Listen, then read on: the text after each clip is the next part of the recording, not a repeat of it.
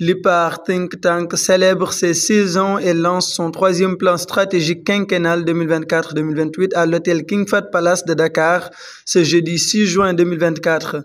Le président du conseil d'administration de l'IPAR a déclaré que cette étape consolide et valorise les acquis tout en réactualisant les choix stratégiques. La modernisation des exploitations familiales part d'abord d'un ensemble de constats que l'IPAR a eu à, disons, découvrir dans le cadre de sa politique. Parce que l'IPAR, comme on l'a dit tout à l'heure, après 16 ans d'études, avec des partenaires et des exploitations, a identifié les goulots d'étranglement qui se posent au niveau des différentes organisations professionnelles, que ce soit la pêche, que ce soit l'agriculture, que ce soit l'élevage. Ces différents éléments qui ont été répertoriés, des solutions ont été préconisées pour dépasser ces enjeux et avoir des résultats probants pour aller de l'avant.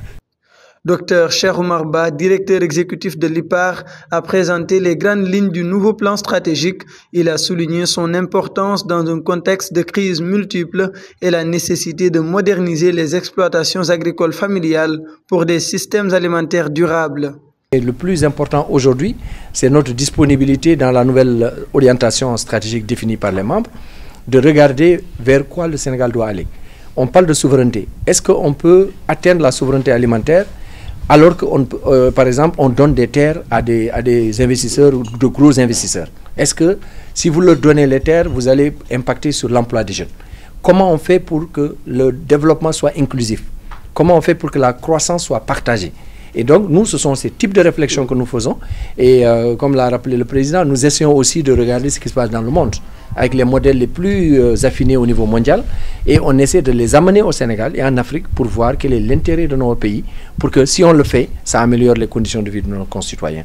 L'ouverture officielle de cet atelier est assurée par M. Alpha Ba, secrétaire d'État aux coopératives et à l'encadrement paysan.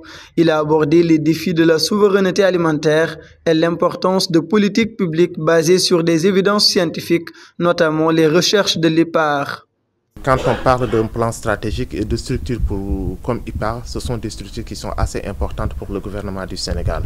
Et surtout dans le contexte où nous parlons d'autonomie et de souveraineté. Parce que la souveraineté, elle est à plusieurs niveaux. La souveraineté, c'est d'abord le fait que les données qui soient produites pour nos pays, qui influencent la décision politique au niveau de nos pays, que ces données-là soient produites par des institutions autonomes de nos pays.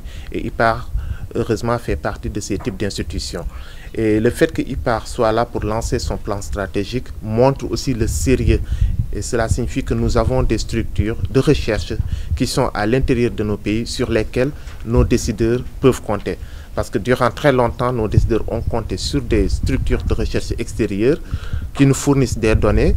Et souvent, sans ces données-là, on était handicapés. Et là, si nous avons des structures comme IPAR qui ont cette capacité et qui font un travail de même qualité que ces structures-là, ou parfois même de qualité supérieure, c'est pour nous un plaisir d'assister au lancement de leur plan stratégique.